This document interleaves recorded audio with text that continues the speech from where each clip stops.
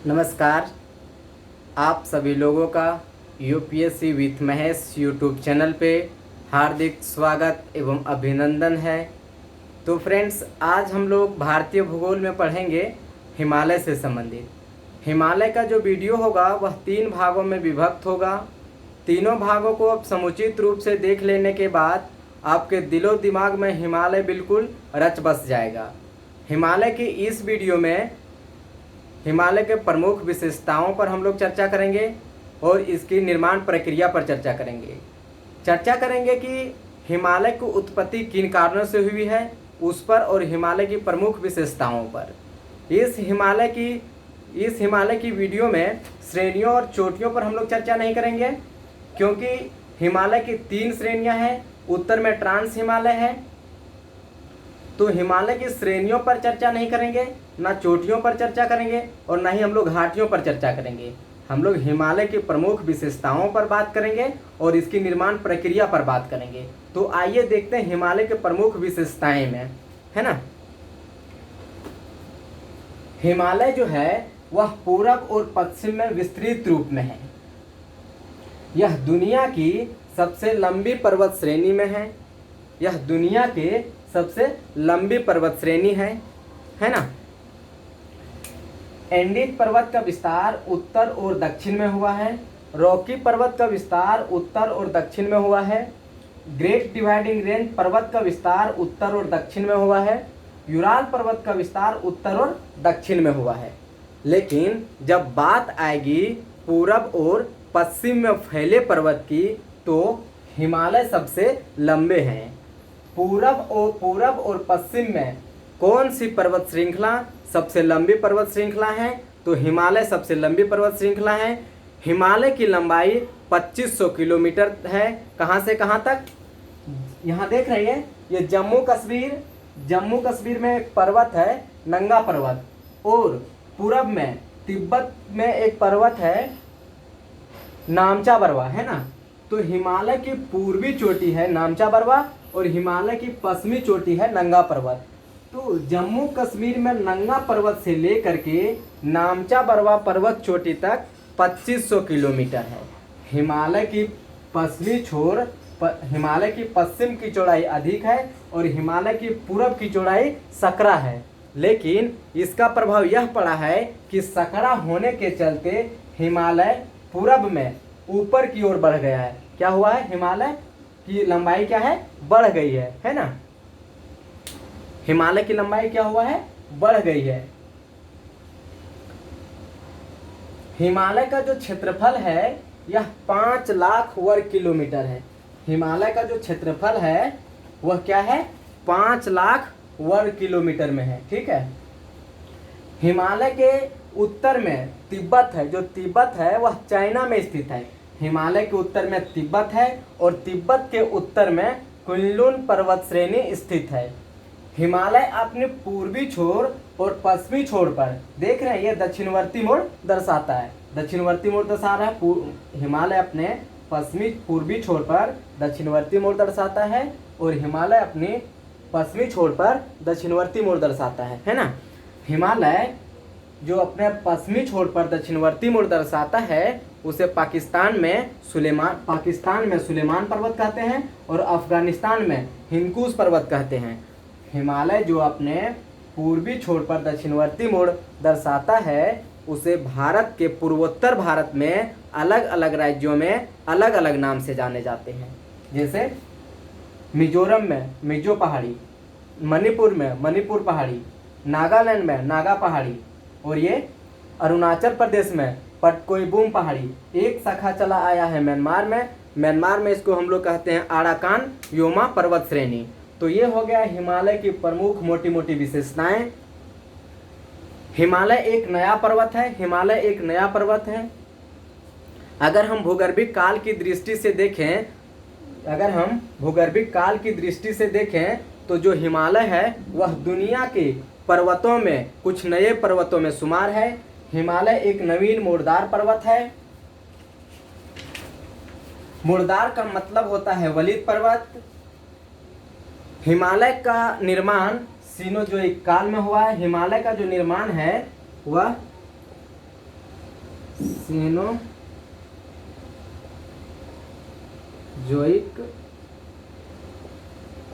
महाकल्प में हुआ था। हिमालय का निर्माण सीनोजोइक महाकल्प में हुआ था।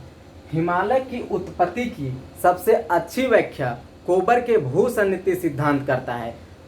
प्रश्न पूछा जाता है कि भूसन्निधि सिद्धांत किसने दिया है, तो कोबर महोदय ने दिए हैं।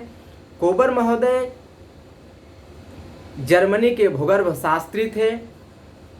तो कोबर महोदय अपने सिद्धांत में यह बताया कि जहां अभी हिमालय है पहले टेथिस सागर हुआ करता था। क्या हुआ करता था? टेथिस सागर हुआ करता था। हम आपको जो दिखाना चाह रहे हैं आप थोड़ा गौर करके उसको देखिएगा कि हम आपको क्या दिखाने चाह रहे हैं। ठीक है,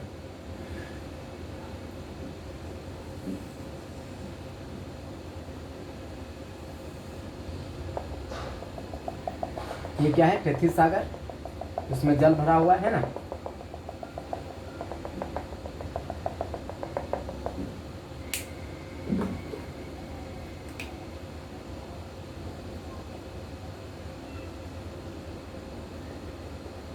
टेथिस सागर कोई अचानक उभरा हुआ सागर नहीं था। टेथिस जो सागर है वह कोई अचानक उभरा हुआ सागर नहीं था। भारत के पूर्व में बंगाल की खाड़ी है, भारत के पश्चिम में अरब सागर है।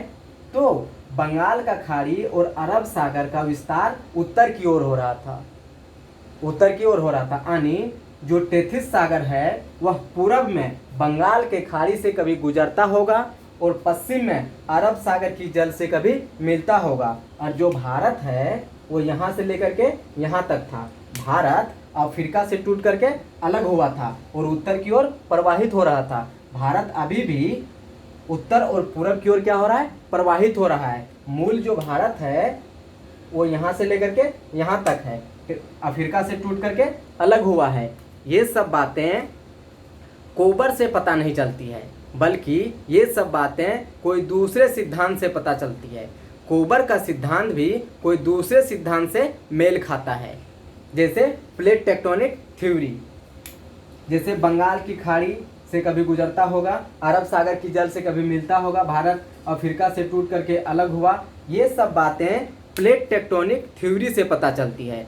तो कोबर के भूसन्निधि सिद्धांत क्या कहता है कि जहाँ अभी हिमालय है पहले टेथिस सागर हुआ करता था। पहले क्या था? टेथिस सागर हुआ करता था। तो कोबर महोदय ने सागर शब्द का प्रयोग नहीं किया है, बल्कि कोबर महोदय ने टेथिस भूसन्निधि शब्द का प्रयोग किया है।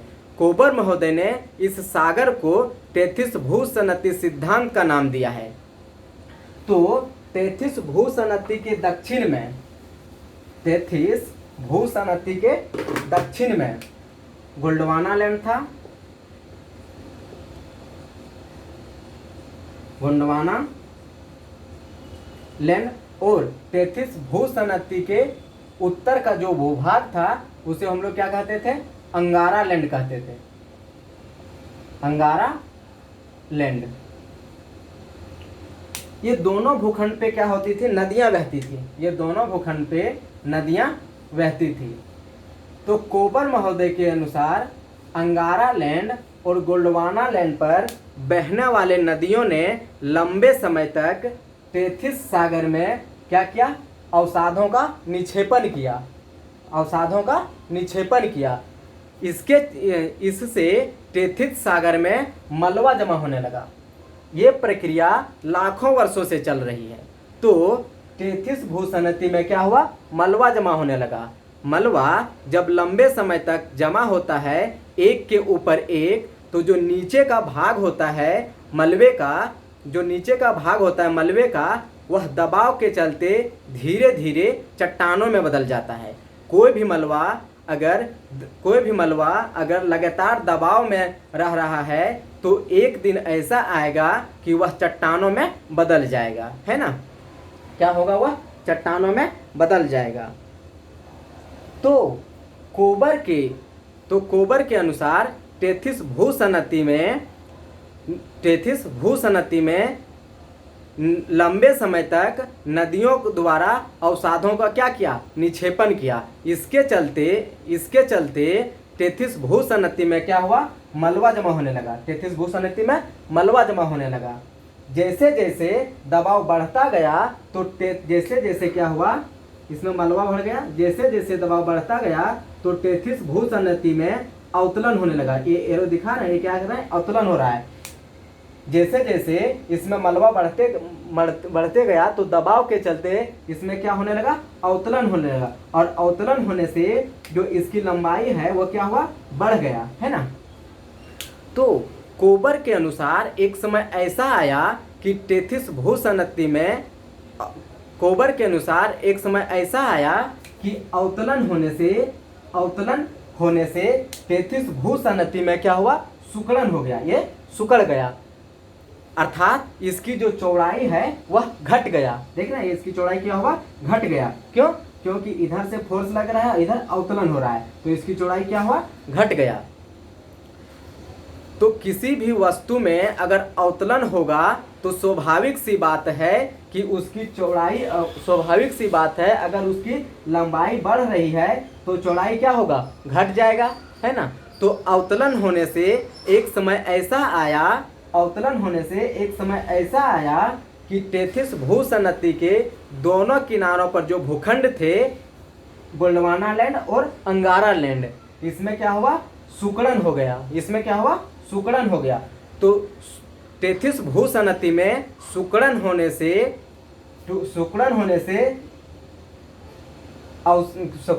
से जो अवसादी चट्टाने था उसमें क्या हुआ, वलन की क्रिया होने लगा। इसमें क्या हुआ, वलन की क्रिया होने लगा। और वलन की क्रिया होने से क्या हुआ कि दोनों किनारों पर मोड़ पड़ गया। मलबे के दोनों किनारों पर क्या हुआ, मोड़ पड़ गया, है ना। और जो बीच का भाग था वह ऊपर की ओर क्या हुआ, उठ गया, है ना।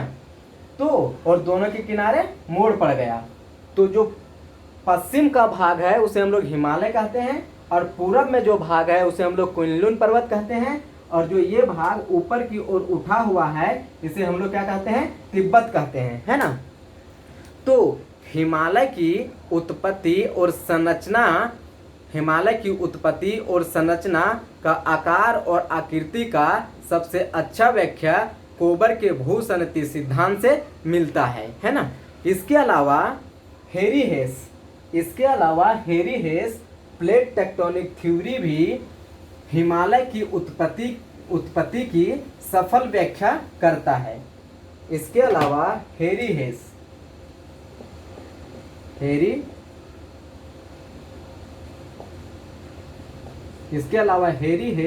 प्लेट टेक्टोनिक थ्योरी भी हिमालय की उत्पत्ति की सफल व्याख्या करता है ना।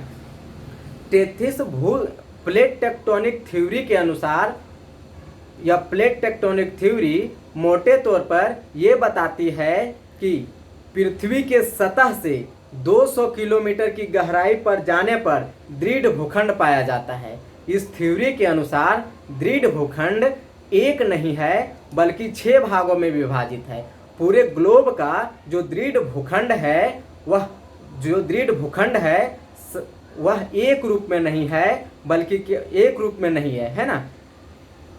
जो पूरे ग्लोब का दृढ़ भूखंड है वह सतह से 200 किलोमीटर के नीचे, वो जो दृढ़ भूखंड है वह एक रूप में नहीं है बल्कि 6 भागों में विभाजित है।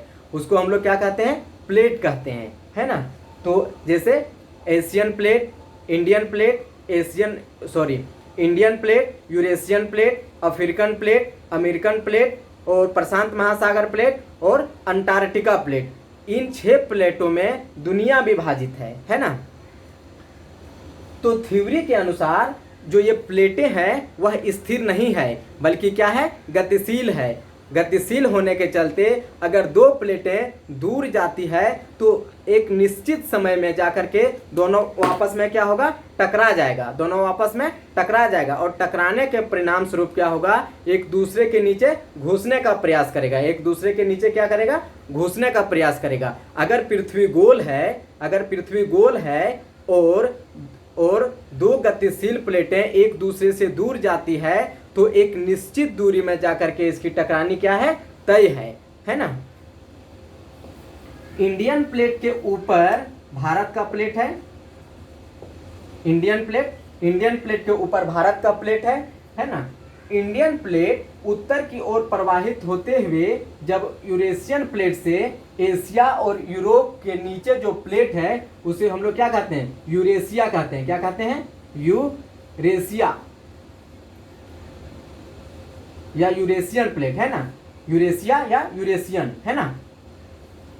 तो क्या हुआ कि इंडियन प्लेट उत्तर की ओर प्रवाहित होते हुए जब यूरेशियन प्लेट से टकरा गया तो दोनों के बीच में था टेथिस सागर। क्या था, दोनों के बीच में टेथिस सागर था।